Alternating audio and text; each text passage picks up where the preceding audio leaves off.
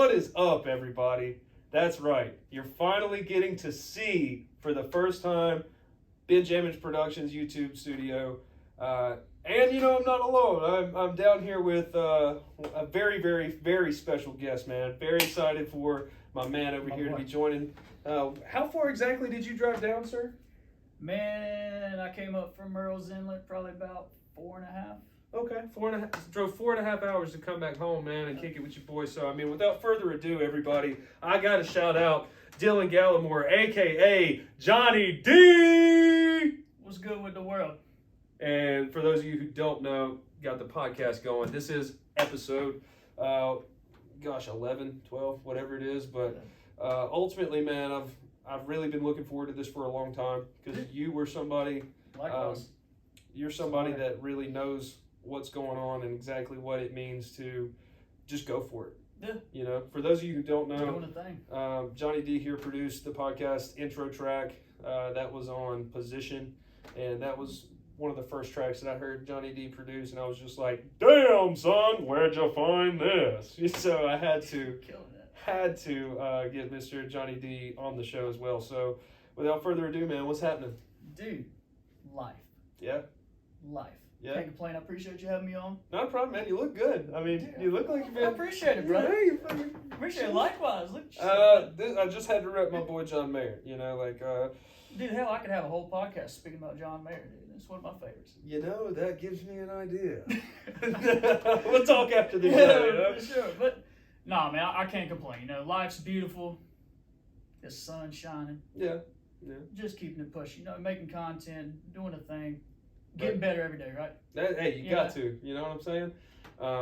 I mean, that is really something that I admire about you, man. Your work ethic and how much you actually put in. So, for those of you who don't know, you've been making music for what, 4 or 5 years now, or longer than that? Yeah, it's been 2022, 2016, about 5 or 6 years. 5 or 6, yeah. Okay. And you know, what got you into making music, man? Oh goodness. So I guess I could go back far with that if we're talking inspiration of how it all kicked off. Sure. You know, I grew up around music, man. You know, like music was always playing around me. And yeah, I would say, you know, I make quote unquote hip hop music, right? Okay. And honestly, like as a youngin', hip hop wasn't really the genre that was played per se. You know, I'm from the backyard, dude. Right. We out here in the foothills, the mountains. That's it. Trey Trefo. Yeah. 336. Come on now, 2 3s and a 6. So, you know, mama was on the country music, the bluegrass, huh now? Lord, yeah. Lord, yeah. Daddy more on, you know, like classic rock and that tip. Okay. So, yeah, music was around, but it wasn't until probably like 12 or 13 years old. Right. That's when hip-hop entered. Right. And do you remember the first, like, hip-hop song or artist that got you, like, turned on? Who was it? Jordan Hall showed me 8 Mile when I was 12 years old. Oh, shout out to Slim Grits, bros. All right. My boy. Changed my life. The movie, 8 Mile. Showed me 8 Mile, the movie. With Eminem. Changed my life, yes. Okay. So then, showed me that. That got me on, like, rapping and hip-hop. Right.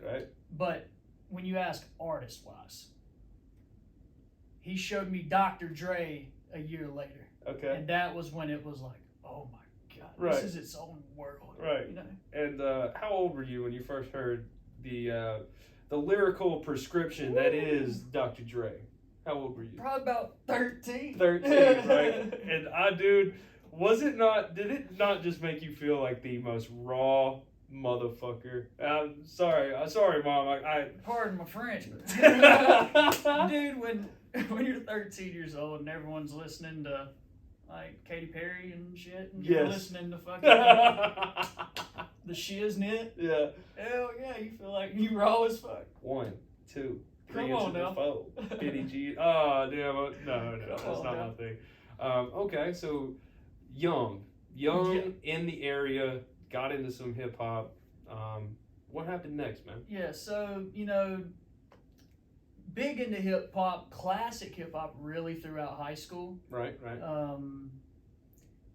freestyled and shit, kind of just, messed around. Right. Me and Slim, we was always like kind of freestyling. It was always something that, I can maybe one of these days we'll fuck around, but, it wasn't like something that, we did. We didn't make music. Yeah, we're just hanging out, Yeah, spitting. kind of just, it was like, if someone made music, we would do it. But it was never something that we took the time to pursue, really. It wasn't until, it was the reason I started making music. The end of my senior year of high school. This is funny as fuck. Rap Chat. Do you remember Rap Chat? Rap Chat. I think so. Where you could spit a verse on a song that already existed. Yeah, you could share it. Yeah, it was like a popular instrumentals on. It was on your phone. Right. Yeah. It was an app on your phone.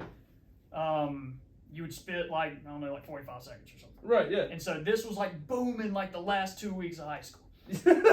Which you graduated 2015? 16. 16. I'm 16. Yeah. Okay, gotcha. So I posted like one or two little verses on Rap Chat. Okay. And everyone was like tripping out. So And how did that make you feel? Dude, it's that first time you're like, yo, maybe. What? Yeah. It's like what? Like this is always something that you just fucked around with. Right. It was never something serious. But then I was, it got me thinking, right? Sure. And so that summer between senior high school, freshman year of college, my boy Trayvon Devlin, do you know Trey? Not off the top. He graduated Mount Airy 2014. Okay. He dropped a mixtape while we were in high school that like was big for me too. Like he's big. Like did a lot of people get like turned on to that mixtape? Because I think there's some wires getting plugged in. It's called A Pyramid. He's like very, very conscious. It was my tip. Like really enjoyed it. But he had the setup. He had the equipment. Right. He brought it to my crib. Okay. My mama's double wide and sandy level. Set that up. Lord, yeah. And me and Devontae, my boy Didi, shouts out Didi. Shouts out Didi. My boy Didi. Me and him made our first song. Okay. Recorded right there in my mama's crib. And so that was the first time that. Hold up, man. Fuck. Let's get a. My Dukes, man. Yeah, shouts out mama. But yeah, so first time ever recorded a song.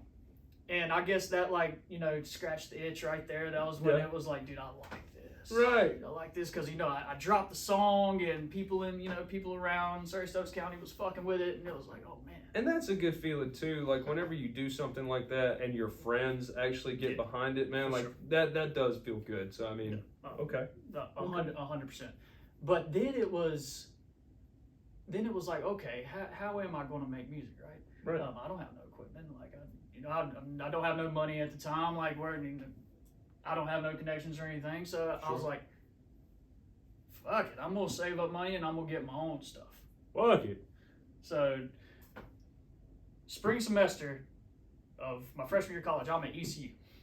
And yeah. Okay. Okay. On that tip, yeah. First semester was on that tip. Gotcha. But gotcha. I ain't gonna lie, second semester it was like, okay, I'm trying to make music. I'm gonna just work all the time. I was delivering wings for Wings Over Greenville. Right on. Saved up bread for 4 months and bought my own setup. That's when I first got a microphone, speakers, all that good stuff. Got a laptop. Okay. Finally got the setup to where I could start making music, and that's where the journey began. Okay. That's when it was like, okay, I'm gonna do this. I'm gonna teach myself how to make beats. I'm going to perfect, songwriting and all that good shit. And I'm gonna dive into the engineering aspect. Okay. So that was where that all began, and we've just been taking the steps from there. Right. So I mean, you really had to put in some work. Let's back it up for a second. So, went to ECU there, Yes. and instantly realized music is really where you're at, right? Yes. So when it came to the education and that aspect side of things, what happened with that? Yeah. Okay. So in those early years, yes, when I'm like 19 or 20, it was an interesting time because all I did care about was music. Sure. All I wanted to do was make music. I knew I didn't, I guess over those 2 years, it got to the point it was like, I'm sitting in fucking business law class or whatever. I'm like, what am I doing here? Right. Well, shit. I mean, I wish I would have paid attention to business law, but you know what I'm saying? Yes. It's like, why exactly am I sitting in a college class when I want to make. I don't have a definite chief aim here? Like, what am I doing? I want to be making music. And so I fizzled out of college, I guess. Okay. Which that kind of ties into what I'm doing now, with Aptive, which I guess we can kind of get into that because all that ties in together. Like I went to ECU my freshman year. I went to Charlotte my sophomore year. Okay. And then I did Aptive for the first time. But on the school thing, so I stopped going to college, and that next year, I think it was 2019, I did this because I felt like I still had to be in some sort of schooling type of deal. Which is understandable. Yeah. Because, I mean, that's what we're told. That's what, I mean, that's what I was programmed the entire time growing up. Yes. Yeah. So I do this like music course. It's called Recording Connection, where I went to a studio in Charlotte every like twice a week, and it was like probably a 6 month to a year, quarter year program, something like that. Okay. And I didn't take it like the information I felt like wasn't worth the money that I paid for, that I'm still paying off right now. It wasn't worth it. Okay. But at the same time, I didn't take full advantage of the course. Connection was. Gotcha. So after that, it was like, okay, yeah, now I'm done with school, and there's no schooling. I'm making music, like I'm staying in my mom's house now at this point in time. Right. And just kind of working odd end jobs here and there and making music, you know. But I wasn't pushing it. You know, I feel like there was a lot of ego in the way at the time. It was kind of a darker spot. Sure. In this journey of where music was for me. And we all got them. Don't act like you don't, okay? You're human. It's okay. All right. So, I mean, I get that. You know? Yeah. Absolutely. But kind of still kept getting better at what I was doing, though. Like, my music is getting better, but I wasn't trying to reach out to people. I wasn't pushing it per se. Okay. You know what I'm saying? I do. So that, I don't know if you wanted kind of more in depth on the school thing. No, I mean that's kind of where it was school wise. How it fizzled out per se. Right, and then you found Aptive. Yes. Which that Aptive changed my life. Okay. Aptive changed my life. And you've been rather successful within Aptive, I believe. Did you not receive a rather prestigious award? So this past year with Aptive was a huge step for me. Okay. It was huge. And that's okay. I guess I can kind of talk on Aptive and music intertwined as well. I mean, if you don't want to, man, it's. You know. Oh no, this is it. No, all right, good, man. Yeah, no, because it was like that 2018 summer was the first year I worked for Aptive. Okay. And for the people out there, Aptive is a pest control company, and we do door-to-door sales. Okay. So I go out there my first summer. So how I even got into it is, do you know Ty Hundley? I believe so. You know, fucking Little League football legend. I'm gonna boost you up, Ty, right here. Little League football legend here in Surrey Stokes. So he posted on Twitter, like, yo, this is a great opportunity, blah, blah, blah, blah, blah, blah. So I hit him up and I'm like, okay, like money opportunity, I need money. Like, yeah, especially as an artist, yeah. quote unquote starving artist. Exactly. You hear that term a lot. 100%. Okay. So I hit him up. He says, yo, it's, kind of long description of his door-to-door sales. We're going to Philadelphia this summer. You work for 4 months. We knock doors and sell pest control, pretty much. Okay. So I go out there, and long story short, I shit the bed. Sure. Like, the most eye-opening 4 months of my life. Well, you were 19, 20? I was 20 years old. 20 years old, door-to-door sales at 20. That is a huge, that's a learning curve in its own, man. Like, that's awesome. But how powerful and valuable was that experience? I to this day say that was the most important summer. Like, okay, so yeah, I've done 3 summers now. Mhm. That first summer was the most important by far. Okay. Money aside, even though I didn't make hardly shit when I went out there. The information, the knowledge, the communication skills, the hustle, Yes. the meeting of successful people, all of that, priceless. Right. Priceless. And I mean, sales, especially young, Mm-hmm. sales is, you know, conventionally an older Yep. type thing. Yep. Like I interviewed for a sales position not too long ago, and the guy looked at me and literally in an interview he was like, "Can you drive?" He was grilling me, you know. What I think he was doing was I think he was trying to see how I would handle an uncomfortable situation. Yeah. But I'm talking about walked in the interview and he was like, "You interviewing for sales?" I was like, "Yeah," and he did. He leaned across and he was like, "Can you drive?" And I'm 25 years old. You know, I had a beard. You know, I was like, but conventionally speaking, sales as a whole is more of a conventionally and a more experienced role. Yeah. You know, for sure. Across all aspects. And I mean, I've done consulting sales myself. I've been on phone side sales, but I've never actually gone door to door.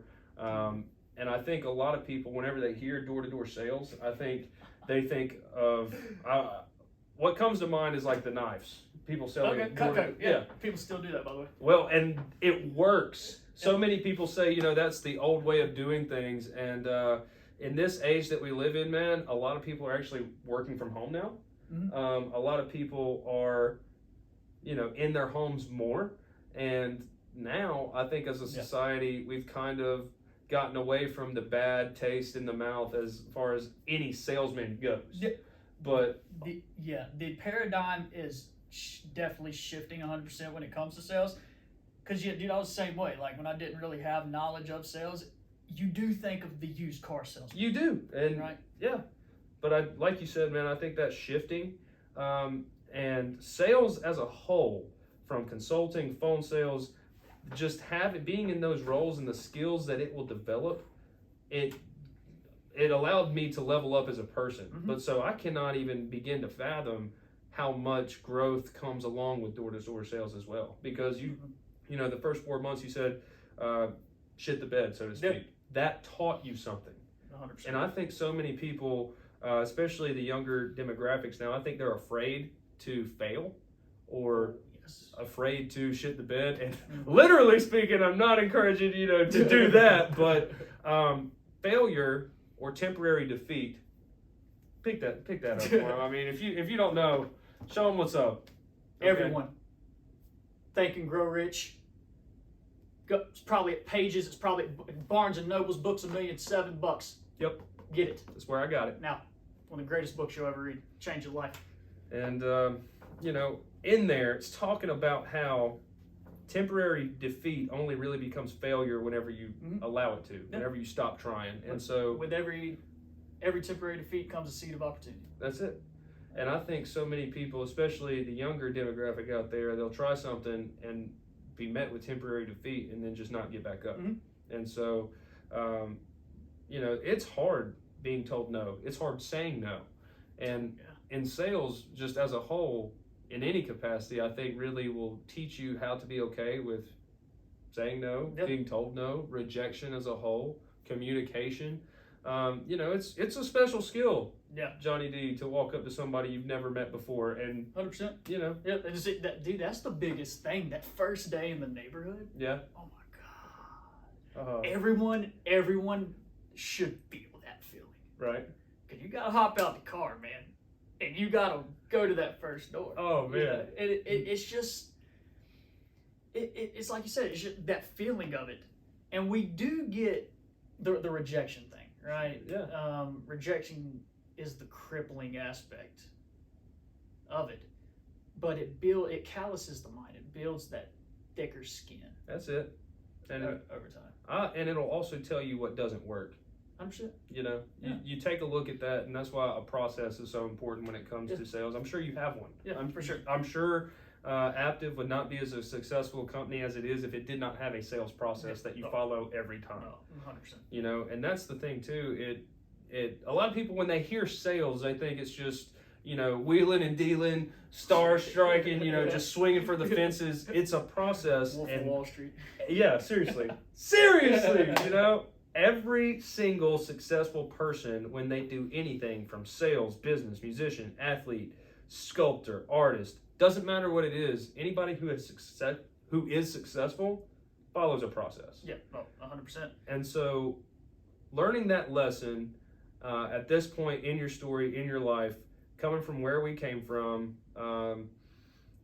figuring out the school, it's almost like you learned more through that opportunity professionally. Would you say so? I'm glad you said about having a process, because honestly, that was probably the biggest thing. And this drifts into my second summer as well. Okay, awesome. Keep it rolling. This because is great. I did not have a plan. Right. I was just floating. Been there. Yeah. Kind of just going with the flow. And my second summer, well, I retract. Okay. First summer, I went out there, shit the bed, said I was never going to do it again. Oh, wow. I said, done with this. Never. Not me. Right. And this was, after that, that's when I did the whole, the music thing, the music course down in Charlotte or whatever. Okay. I said, yeah, I'm done with this. This is not me. I played the blame game. Okay. Right. Which is easy to do. Yeah. It is. I blamed Aptive. I blamed the fact that I used the tax guy when I didn't make enough money for it to even be reasonable. Right. I blamed Philadelphia. I blamed, the people. Yeah. The customers. Yeah. Everything. Yeah. I blamed everything except for the guy in the mirror. Damn. Say it again. Say it again. I blamed everyone except the guy in the mirror. Okay. And when you realized that, what happened? See, this was, and this, like I said, kind of transitioned into the second summer as well. I was still kind of floating, but it was at the end of the second summer when I had that conversation in the mirror. Okay. Oh. Yeah. Okay. It was after the second summer, because the second summer I seen promise with it. Right. I seen okay, I've gotten the bullshit out of the doors off the way. I'm kind of I am comfortable communicating with people. I kind of I enjoy my personality. I feel like I can be good at this job. Right. But the work ethic wasn't there. Okay. And I always tell everyone I work with as well, any discrepancies in talent can be made up for with hard work. 100%. And I didn't have the hard work aspect. Right? Okay. So then it's after that when I come back, and I'm living in Concord, Charlotte area at the moment, and I'm still broke, Sure. I'm still broke as shit. And it was then where I was like, you know what, dude, maybe it's not fucking everyone else's fault. Maybe it is yours. Oh, man. Maybe you need to look internally and figure your shit out. Yeah. It's a hard conversation to have. Some people don't have that conversation till they're 40, till they're 35. And I mean, it's difficult to really even get that real with yourself. Yes. You know what I'm saying? 100%. Because like you mentioned earlier, I love how you mentioned ego, man, because ego can be one of the most limiting, but then also one of the most freeing things that you can experience within your sense of being, right? Yeah. And so I believe there's a certain sense of egotistical pride or egotistical defense that comes between you and yourself to even have that conversation, right? Because it's the first thing somebody wants to do when things don't go their way is blame an external factor. Yeah. And I really think that the majority of people, once they break that wall down within themselves and they have that conversation, that's really where you start to see the most exponential growth on an individual basis, but then it infects every other aspect of your life, and you really have to have a solid sense of self to have that conversation. Yes. And so again, going back to the reluctance to have that conversation, you got to know yourself. Yep. And so, 100%. I feel like that, that's such an ongoing process in itself too. Oh, it's so that's a continual Damn! continual thing. Damn, yeah. But and that when I started having those conversations in the mirror, that's when I made the decision to start reading. Okay. Like I'd always been kind of like, I wouldn't say a reader. Like a paragraph here and there. Yeah, like see something on Twitter. Like growing up, I'll definitely like, especially as a young kid, like I enjoyed reading. I have this major fucking nerd side to me, like sure, 100%. But it wasn't until kind of that conversation in the mirror, and I'm like studying people who are doing well at the job. What are they doing that maybe I need to be doing? Right. And it was a big thing of it was starting to read books, and kind of get into working on the mind. Yep. Working on finding the sense of self. And something that I really think is responsible for that thought process, that way of thinking, is the whole school thing, right? Mm-hmm. It's almost as if people are taught and programmed, like you said earlier, that the only place you can educate yourself is in school. Yeah. And that's so not true. You can educate yourself by going and getting a book. Like this is the Library of Greek Mythology. All right, we got the 10X Rule. Very, very influential book in my life. What do you think about this? Dude, oh my God, it's one of the greatest books I've ever read.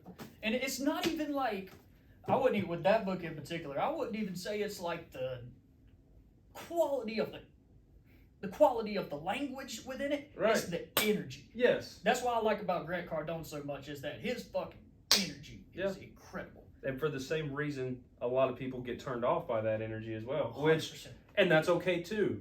Part of, again, going back to understanding yourself is knowing what you can appreciate, right? Being you too.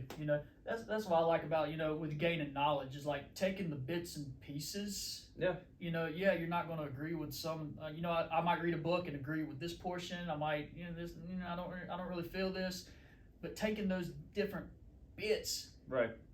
And being you. And what you gain from it. Yeah. That's really the shit, if you ask me. I mean, I absolutely love to learn. I think every day you should try to learn something you didn't know. I think every day you should try something new, whether that's a new candy or a new exercise, a new book, a new drink, whatever it is. I think life is too short to not try new things. Try new music, and that's really, it's continuous. Like you said, it's almost as if self-education and then also self-realization is a continuum. Yeah. And 100%. I kind of want to touch on, like you just were talking about, a lot of people think that going to school is your access to knowledge. Right.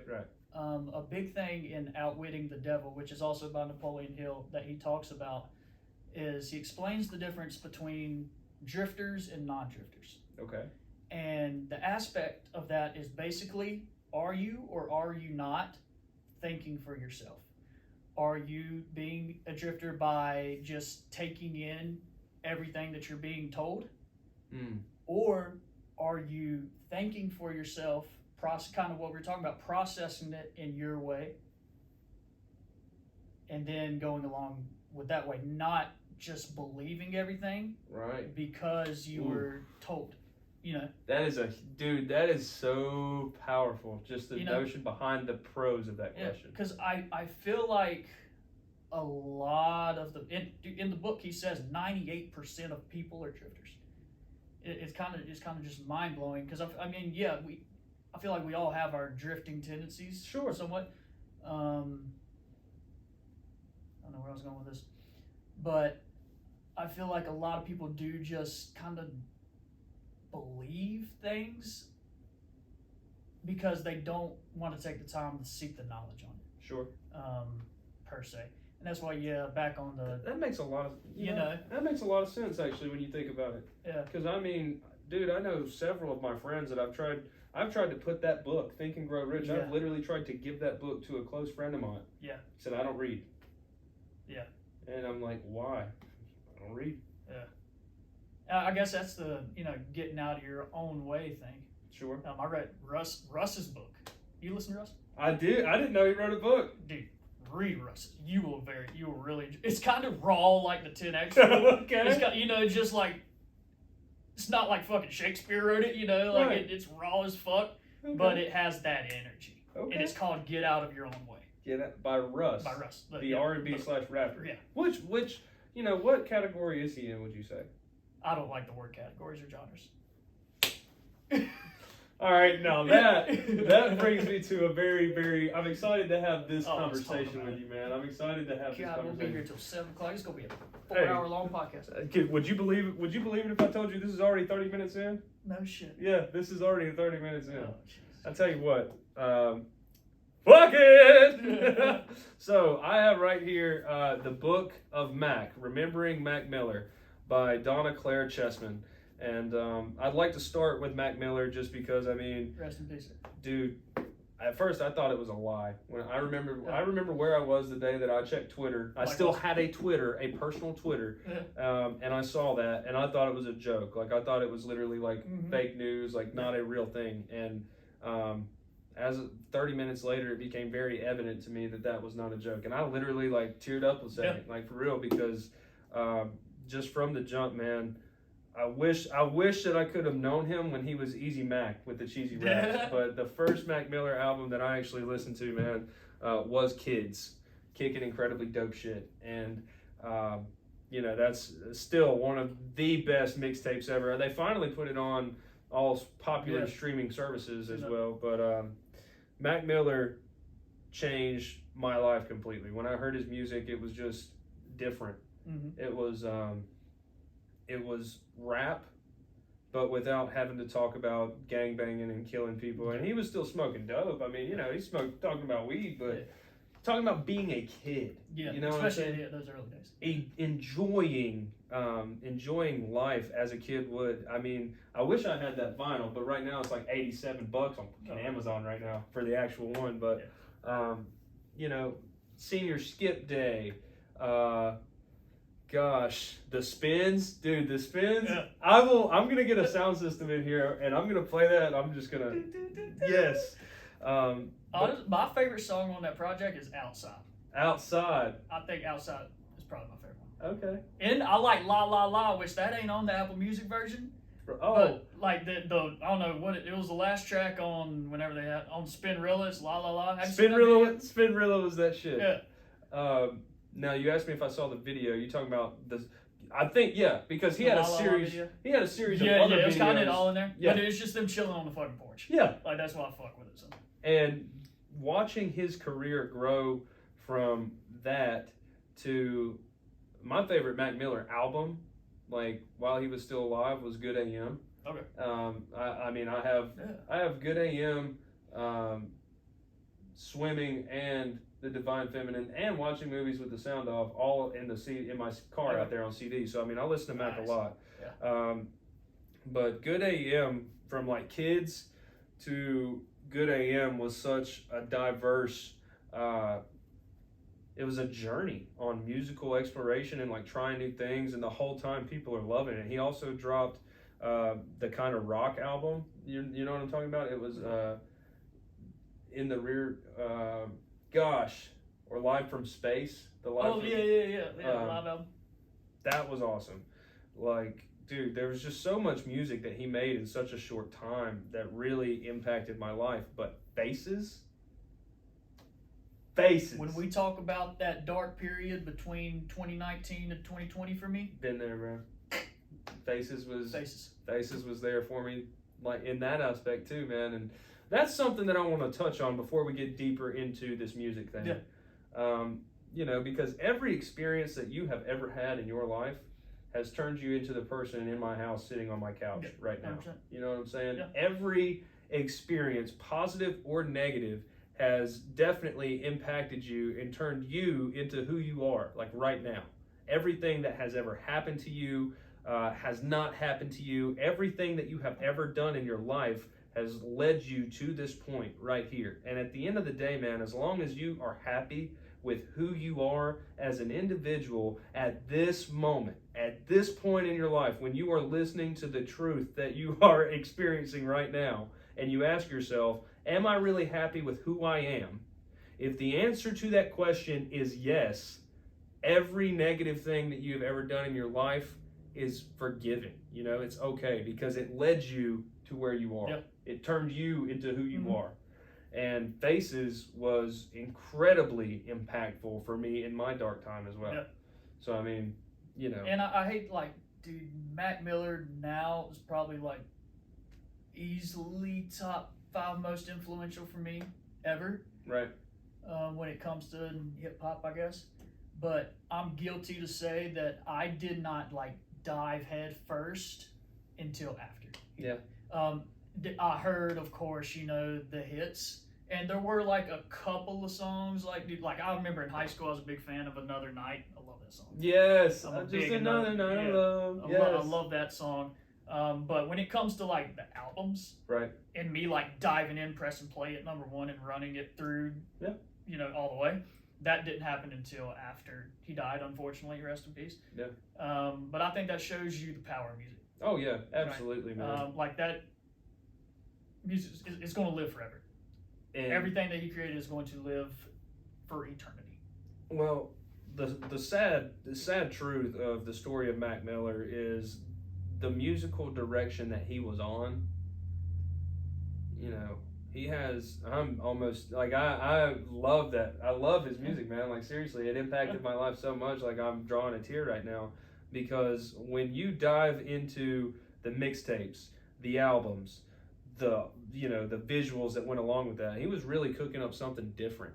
And towards the end of his career, he was implementing real musicians, real artists. He played like 12 different instruments, man. Like fact check me on that. It may not be that many, but could be more, right? But like seriously, he played the piano, guitar, bass, trumpet. In this book, he's talking about one day he went and bought a fucking trombone. You know, just trying things. You know what I'm saying?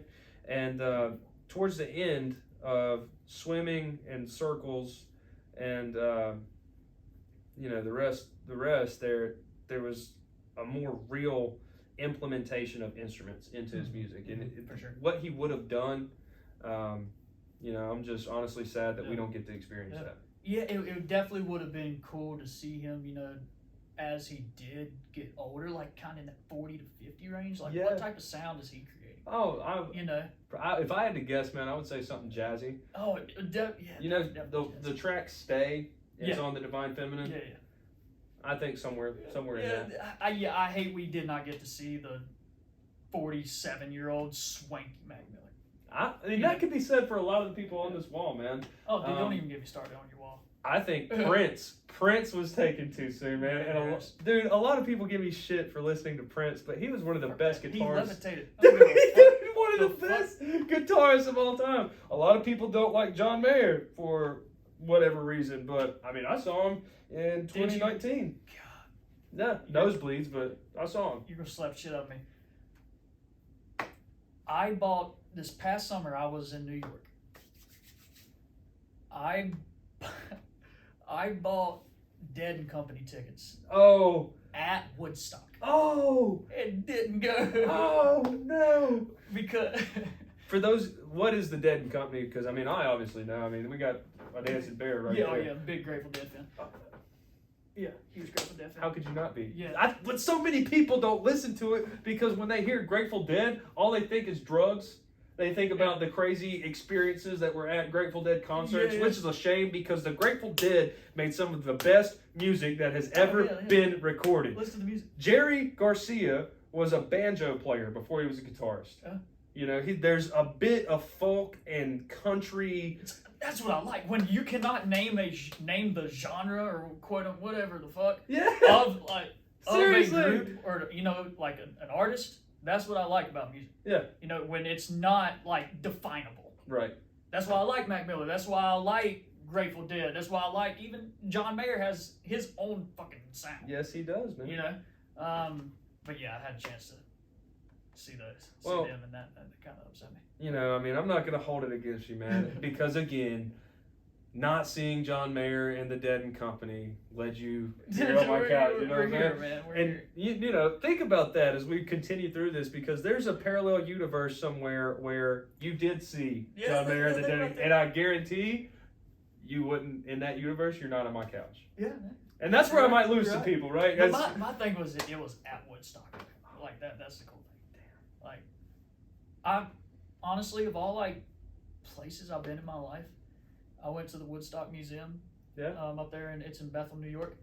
Probably the strength of energy in that farmland, and then there's just this Woodstock Museum. Like that's strong. I'm gonna check that out. Dude, yes, I encourage it. Good, check that out. Fly up there and get you a place and go to that museum. It'll be worth every penny. Okay. I definitely And want. the cool thing is, it costs $19.69 to get in the museum. What? Oh, that's some great marketing, dude. That's sick. Dude, I go up to the.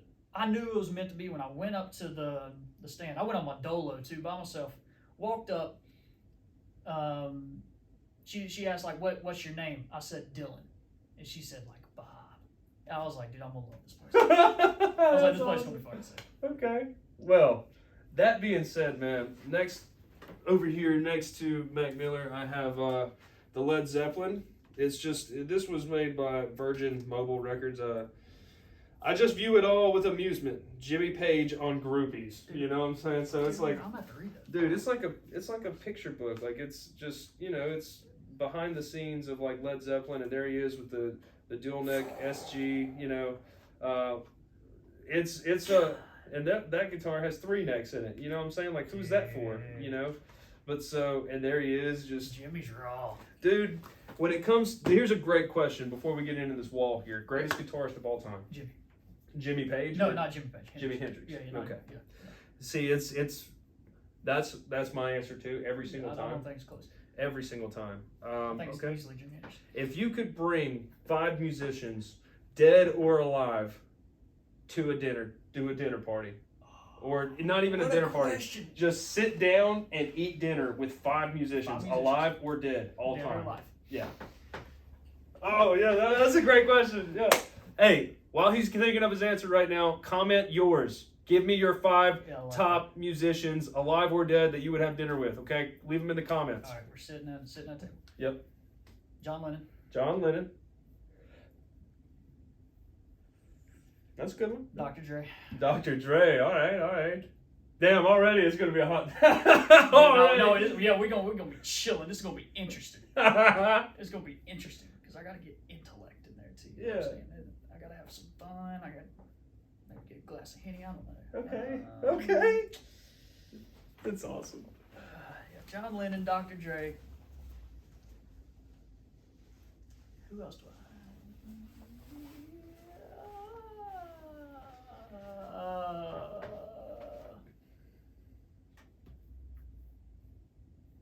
I'd throw Mac in there. Okay. John Lennon, Dr. Like Dre. He can kind of be the mediator right there. Oh man, he and John Lennon would be. I gotta get a woman there too, though. I gotta get a woman in this scenario. Damn, that's a harder question. Dude, yeah, that's kind of like I'm kind of thinking about the scene. Woman, who's a woman that I would want in there?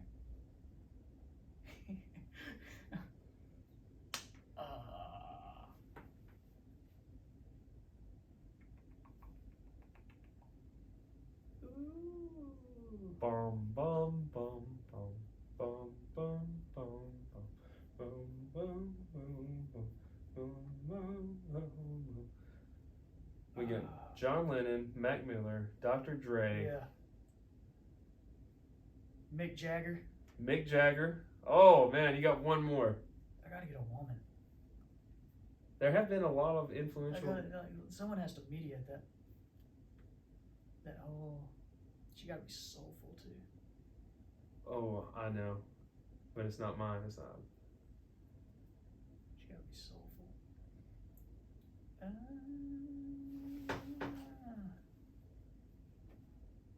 Stevie Nicks. Okay, all right. I didn't want to recommend any, right? Because it's not my question. I feel like I'm gonna listen to that 5 and think of a completely different. Oh, like whenever you listen to this, yeah, you're gonna be like, wait a minute. Jay-Z's knocking at the door. Yeah. Okay.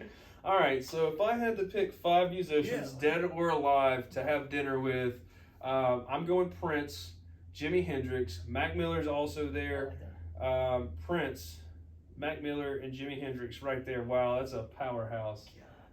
Probably, I would probably throw Robert Plant in there. Okay. And honestly, Janis Joplin.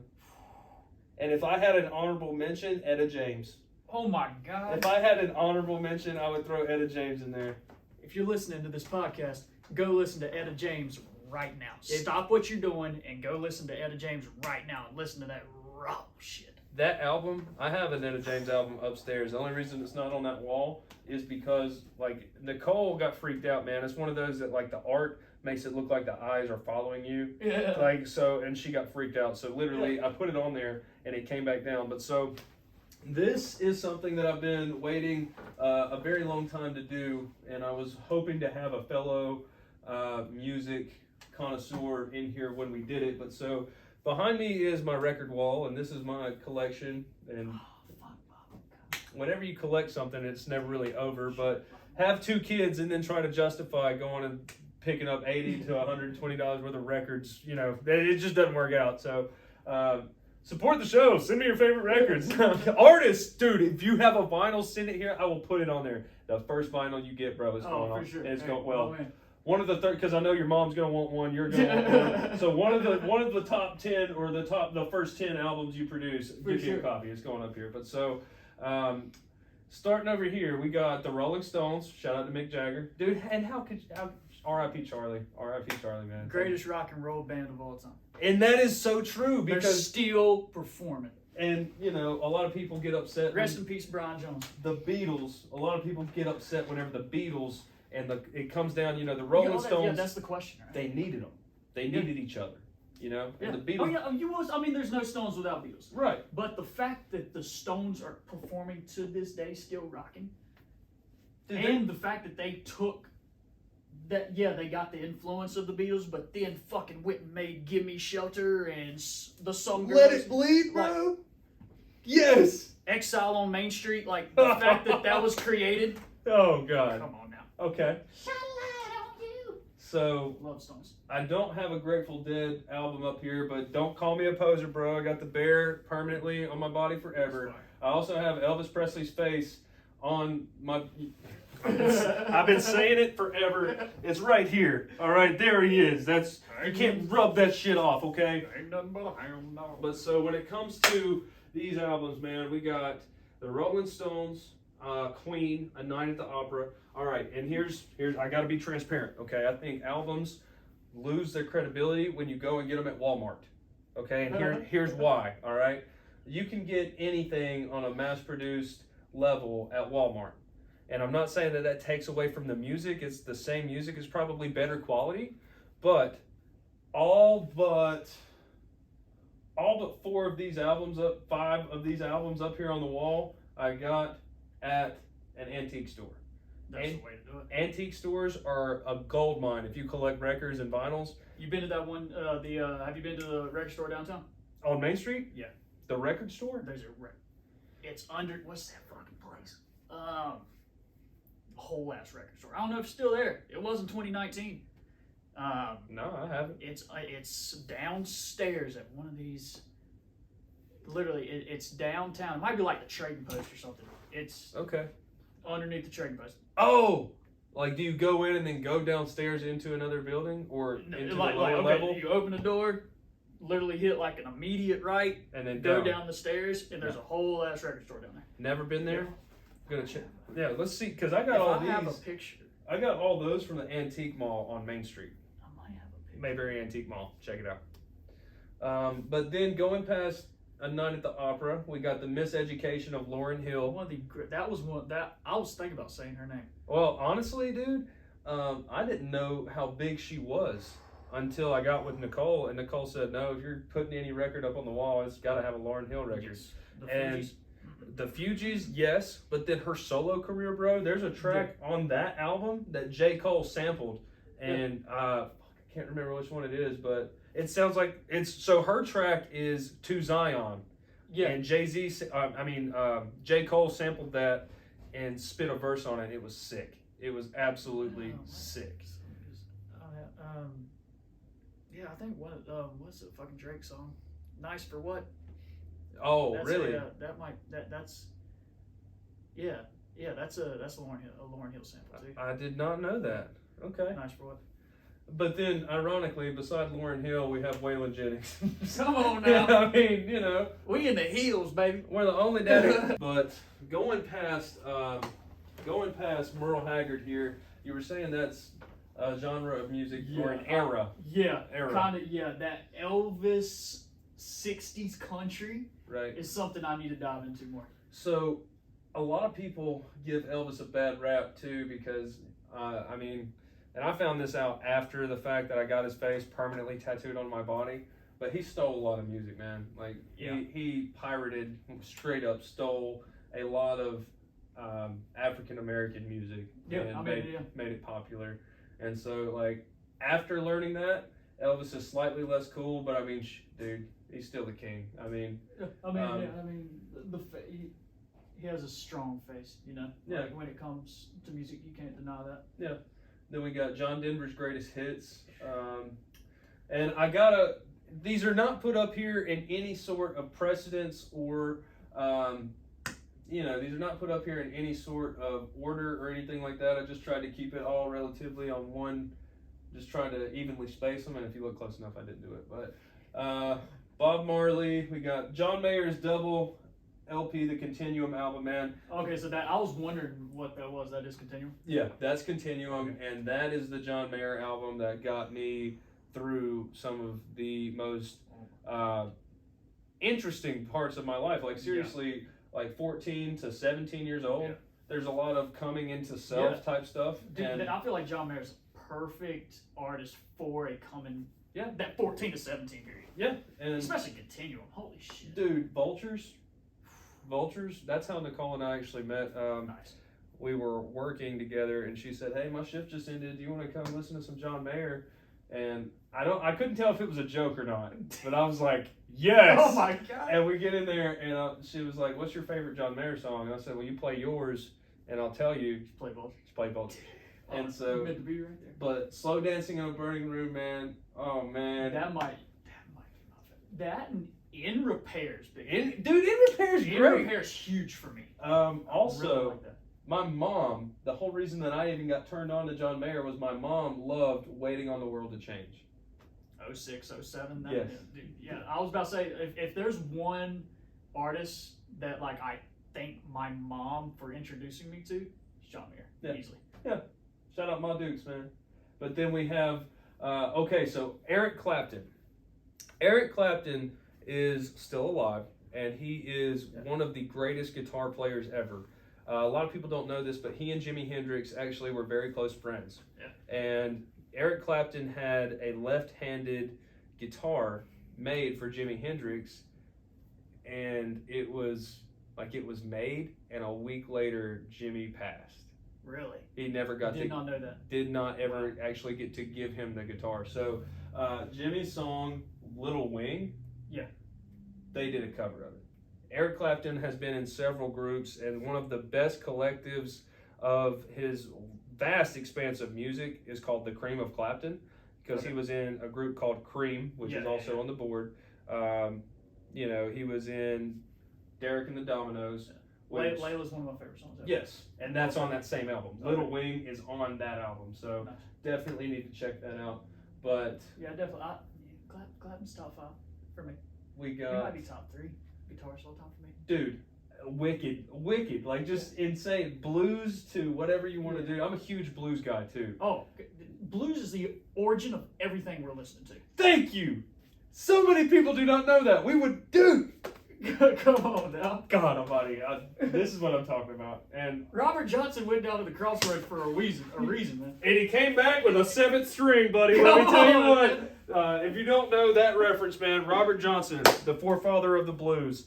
There's a Netflix feature on it. Oh, it's great. Check it out. Okay. I went down to the crossroads. Let's see. Conway Twitty, of course, front and center. And dude, that's funny story about this song. Okay. On my 16th birthday, I got an Oldsmobile there. It was like my stepmom's passed it down to me. Sure. We ain't having no damn aux cord, none of that bullshit. Right. We had the CD player. Okay. Jordan made a CD you know, like a little mixtape. Yeah. Just like a bunch of songs on it, like 14 songs. 13 of them were like really classic hip hop. And number 14 was Hello Darling by Conway Twitty. Lord, yeah, man. I'm telling you, iconic song in my history. Funny pairing up these two. If you look at the way Merle's looking down, they're kind of looking down at the same point right there. I did. Okay. Was that intentional? That was. I like that. But you know, I could have put Willie up top where he'd be looking in the same way. I could have put Bob over here. You know, like it's that was on purpose, but also those will never be rearranged. The only time I'm ever taking those down is whenever I move, because each one has a series of command strips that's holding it in place. Okay. And depending on how you go about it, it could really damage the wall or the album. So I don't want to run the risk of damaging the vinyls and the paper just to move it. You know, they're up there. But so we got an Elvis record here behind the TV. I got lucky. It's not a very great, it's not a very well known Elvis record. Wicked. B.B. King, L.A. Midnight. Okay, if I could find Live at the Regal, I would have it up there. But B.B. King. Have you listened to B.B. King and Eric Clapton's album? Yes. Wait. The album? Riding with the King. Yes, yeah. Okay. For a second, I was like, dude, what is he about to drop on me right now? But yes, Riding with the King, yeah.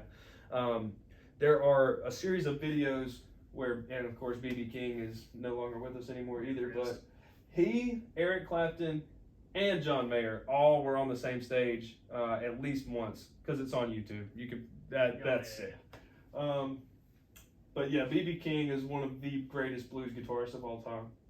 Then we got the Blues Brothers. The Blues Brothers, man, that's a cult.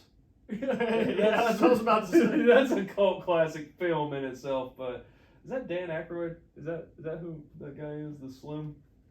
I don't know. Oh no, but that hat go hard. And look how my buddy holding the stove in his hand. hand. He's like, whatever. Of course, gotta have Stevie Nicks. Going back to that dinner. That's my woman. Man, I just gotta say, I was listening to Fleetwood Mac and Dreams before that dude took the ocean spray video. Okay, when he was when he was going down the road with the damn longboard, I had been listening to Dreams, and then did you know that because of that video, they got another award that year? Did they? Because so many people saw that video and then searched the song. Yeah. They literally made more money like 2 years ago than they had in the last decade because one video. Well, I mean, you see like the college dropouts booming right now. You know? It's the power of this shit. And honestly, that deserves to be up on the wall too. I'm slacking on that. But Steve Miller, Fly Like an Eagle. Let's see. And then over here, a lot of people don't really get to see that side, but that's really like... Dude, when I walked down, that was like the first thing I seen. That's like the pivotal, that's the corner, right? A lot of times I'll sit and I'll play in that corner. Just because, I mean, you have Sgt. Pepper, you have the White Album, you got Pink Floyd, Cream, Wheels of Fire, you got Led Zeppelin, The Doors, Jimi Hendrix, and Ozzy Osbourne. Dude, how could you forget about Ozzy? You know, you Ozzy can't. solo too. Sharon. Come on, but the crazy thing about all those great albums right there, the first one I see is The Doors. What's your opinion on The Doors? I'm a big Jim Morrison fan. How could you not? Rest in peace. You know, and crazy as shit, weird as fuck, but California as hell. See, dude, like they got that they have a movie with Val Kilmer playing him, and I had to turn it off halfway because it was just getting too fucking weird for me. Dude, my favorite Doors song is known as "The Soft Parade." Okay, I would have to hear that. Actually. The Soft Parade is about 7 minutes long, and it starts with Jim Morrison just screaming, and then they start, and it's kind of mellow. Then it gets weird for a second, like just some of the weirdest shit. And then all of a sudden, man, you're ripping and rolling, and it's like you're right there in a parade.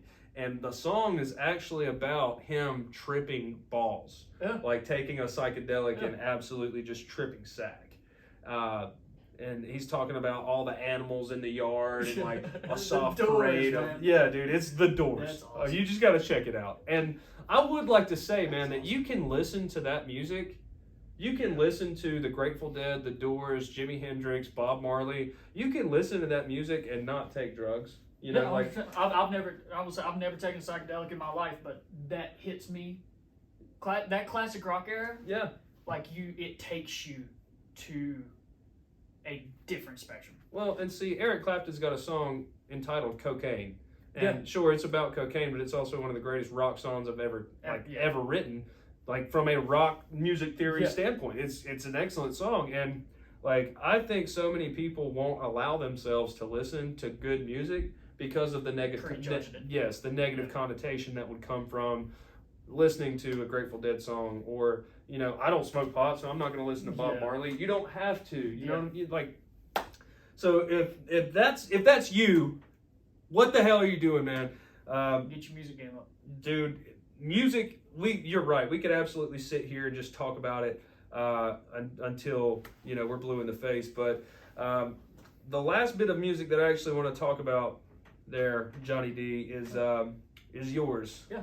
Because you got a lot of stuff cooking up. You got so you know share the people what's going on and what's happening. So as we're recording this, Beach Days is coming out April 1st. Okay. This is a 7-song project about beach days. Okay. Days at the beach. For the past 5 months of my life, I have been in a beach house in Myrtle Beach, and like I guess coming from the mountains, you know, the beach has always been like that. The go-to. The escape. It's like, you know, when we were growing up, like it was always, you know, the week-long Myrtle Beach trip every year is what you look forward to. It was like transition from right. this year to the next year goes through the Myrtle Beach trip. Sure. And it was like everyone let loose at the beach. And that's where everybody in this area went to, is Myrtle Beach. Everyone. Dude, that's the lifestyle here. Like, you know, you settle down, do your thing, you know, get married, have kids, go to sporting events, and go to Myrtle Beach. That's you know, like that's just how it is. And that was just like growing up doing that each year was like so impactful for me. Right. And so making this album was like really cool, because when you look at the track list, it's like a different beach. Okay. And then like it has a title track, but it like each song represents the energy that I felt from that beach. Okay. Everyone's like one I've been to, like spent the night there, and like, you know, kind of just captured the energy of it, because they're all like so different but still have that beach energy. Right. And so that's kind of something I wanted to portray, especially as I do go back off this summer to work, and I'm gonna be in Virginia Beach. Okay. So it was kind of just my reflection of the past 5 months and what I've been feeling. Okay. With, you know, kind of recollecting on travels. And you have produced 100% everything on that album. You did the beats, you wrote your raps, all produced by me, produced, written, recorded, engineered, all that. That's wicked, man. Good shit. What's your favorite part of the process? Favorite part of the process? Is it making the beats? Is it actually like syncing up a good beat to a dope line? Like, what is your favorite part, or is it just all of it? For the longest time, and honestly, for the longest time, and up until like the past couple months, before this project, I would say, it was always like making beats. Okay. It was all just kind of the act of making beats. I'm not the biggest fan of engineering, like I'll be honest, like it's the hardest to me. It's a lot of work. God bless America. It's just like so much that goes into it, and you know, it's a lot of ear training. That's definitely not my favorite part of the process. But now I really like the storytelling aspect, I guess. Okay. I like being able to portray verbally what the energy is reflecting. Okay. You know, I'd say that is where I'm at now with it. Well, man, I mean, that's awesome. And I got to be honest, man, I really am looking forward to April 1st. I'm excited for Beach Days because I've gotten to taste a little bit, because you've shared a couple tracks. Yeah. I dropped Key West And Biloxi. So, There's dude. 2 tracks from it. Oh man, I need Biloxi, man. I need that as a new intro or an outro. I mean, that is crazy because I mean, that's got that. I'm serious, man. That's got that like O2 Jay-Z type feel to it. You know what I'm saying? It's got like an early like Kanye energy to it, and it's similar to Position. And dude, when I heard that, man, it just like to my chest, dog. So I mean, no, that's I appreciate that. and I would 100%. I would not say that if I did not mean that shit. So no, seriously, great job. I have that. You know, that's a big influence for me, like that vintage-esque feel. Okay. Well, I'm excited to see that be available on all platforms. Yeah, be available everywhere. Everywhere you can stream it. So, Beach Days, Johnny D, coming out. Let's go. Do yourself a favor, man. Check out Benjamin Productions. In case you've noticed, I've been running the YouTube in the background the whole time. So, I mean, I got over 100 videos over there.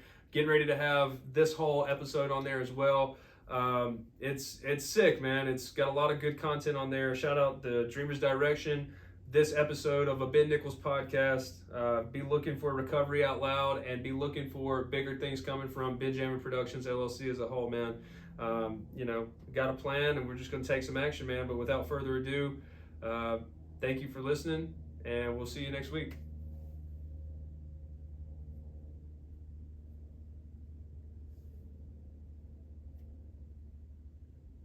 Damn, son, where'd you find this?